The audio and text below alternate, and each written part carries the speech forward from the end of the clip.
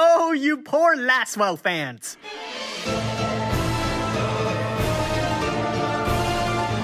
Olive makes her mark as the next global original unit, alongside two other kind of global originals who may or may not fit the summer theme.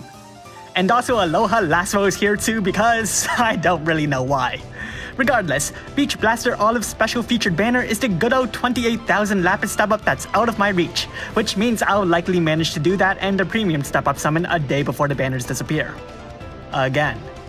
Regardless, once again, the 28,000 Lapis step-up is the same potentially pricier showcase, but comes with the possibility of feels bad rates, and this time, the third of the special 6th anniversary vision cards. We'll take a closer look at it later. For now, just know that pursuing it in search of Olive might cost you an extra 3,000 Lapis. Oh my gosh, the War of the Vision 5 stars are in the exchange shop. Stern didn't even get the Neo Vision Awaken feature privilege. Let's take a look at Beach Blaster Olive, a summer unit in a swimsuit armed with a cannon carved from bamboo and fires off watermelons? A dynamic shift from her previous two appearances, Olive is a magic damage dealer this time around, perhaps potentially proving once more even the best Japanese units are confused. Now, this global original unit marks a drastic shift from the norm. Olive will be a super limit burst damage dealer. While super limit bursts have mostly had a stigma of inferiority, I do feel like the global developers should have an idea of how to properly sell one of their own. After all, it's been almost about a year since the first Super Limit Burst unit was released in the global version, so, well, I hope they have an idea. Now, Super Limit Burst units do have to deal with the usual constraints: a lack of flexibility, whether it comes to offensive power or defensive equipment, and a way too centralized kit, which is something most Japanese units have to deal with anyways, so I think Global should be well aware of that by now. However, we've seen that the Japanese Super Limit Burst units have been accruing strong levels of innate elemental resistance, which helps in addressing that defensive problem. Damage-wise, unfortunately, we haven't really seen anyone amazing who really deviates from their Super Limit Burst, and it ultimately becomes a waiting game instead of something you might be able to speed up with some creativity. As a result, the strength of Super Limit Burst units are heavily tied to their EX awakenings, and EX plus 3 marks a far more dynamic shift for them than it would a unit with a Brave shift. Now despite this, it's nevertheless a decently working mechanic, which can be easily experienced with low rarity units that were given for free. It's just that getting EX plus 3 for featured, high rarity units is potentially expensive and just isn't something the average player could or would do, especially when combined with the fact that most featured Super Limit Burst units are element locked. But yeah, let's see if we can glean any more details from Olive's kit. Her Super Limit Burst inflicts a Spirit Break, Gun and Peril, and deals magic damage that scales with morale. It also strengthens some part of Olive's kit and restores some charges for a Magnus ability, best seen with premium units Stormseeker Esther or No Title Wilk. Right off the bat, it doesn't look like anything game-changing, but as per usual, Final Fantasy Brave Exvius is heavily dependent on numbers. A 90% Spirit Break is currently the highest standard of their kind, and we only have 2, kind of 3 units who can reach that level.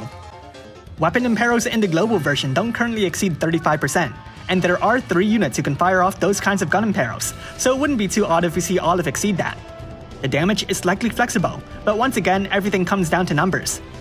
We'll take a look at her vision card later. Let's reveal her Trustmaster rewards. The Trustmaster reward is a materia that lets your unit equip guns, boost their magic stat, and their limit burst damage. So it's pretty much the same as Roberta and Fravia's Trustmaster rewards, just a different weapon, but Olive's doesn't boost attack. Her Super Trustmaster reward is Sparky, Summer version. Because it's in bamboo, Olive gets an extra 750 magic while holding it. No one else gets that bamboo benefit, but they still get the second passive, a big equipment magic boost and a double killer against beasts and machines. Ultimately, kind of niche. We don't really have much in the way of magic guns, so there's little competition to really get into. Her EX Awakening looks like Warring Spirit but with added morale, and it's likely the last one is stats again. For her featured abilities, we've got something that gives her a killer buff against aquatics and birds, mitigation buffs against the same species, strengthens some part of Olive's kit, and fills the morale gauge. Now, we're already aware Olive isn't listed as a supporter, so it's unlikely she'll be able to spread killers, a big part in what made certain other global original units so popular. But hey, maybe this is a 2-parter and we'll be getting Summertime Masterminds on. The second ability, Flaming Melons. Anyways, Olive's Flaming Melons will imbue fire onto her, boost her fire damage, raise the modifier of whatever, and fill the morale gauge. When it comes to elemental damage, both Olives were actually flexible, though fire was consistent between the two. The first Olive could also deal lightning damage via her Trustmaster reward Sparky, which was a lightning weapon, while Agent Olive could choose to imbue Dark. Now, the dark element was really something from the Black Friday campaign she was a part of, so if she was going to get a second element, it'd more likely be lightning. Overall, as a magic gun super limit burst damage dealer who strengthens her own damage modifiers while granting herself killers and elemental buffs, Olive looks to square off against one specific future unit, Regina, who is also a magic gun super limit burst damage dealer who strengthens her own damage modifiers while granting herself killers and elemental buffs. But Regina doesn't have any debuffs of any kind, so this matchup could be interesting. But you know what's also interesting? You're not strength enough to challenge me! Rubicante gets his 7-star upgrade, Neo Vision Awakening, and potential global changes. There's not much to say about his sneak peek, given it's just active buffs without numbers, and his Super Trustmaster reward is mostly the strong magic boost, as the fire resistance isn't that big. Barbaricha is in a similar situation. Buffs I've already kind of went over, but this time her Trustmaster rewards are better because of killers. Either way, it's nice to finally see them get their Neo Vision Awakenings. With the Final Fantasy IV event gone, I was thinking Cessa's appearance would be their next and sadly last opportunity, but I'm stoked they decided to appear early. Late. Either way, this means the only Neo Vision Awakenings we're missing are the 2 that never appeared anyways, and poor Zio. Also, no news for Lasswell, not even a super limit burst. Bro. Onto the vision cards. Who are these people? Regardless, Olive's vision card has strong magic, a decent first passive, double killer buffs, and the last passive is locked to units from Final Fantasy Brave Exvius, but gives them 2 more double killers and 300 flat magic. It's not a must-get, and certainly impossible to remember the details, but either way, it's nice. The premium card featuring Fravia has decent attack and magic, boosts both stats further, boasts a powerful killer against birds and machines, which are 2 killers Fravia doesn't cover, I guess, and the third passive, which is locked to units from Final Fantasy Brave Exvius, will boost the damage modifier of some kind of limit burst.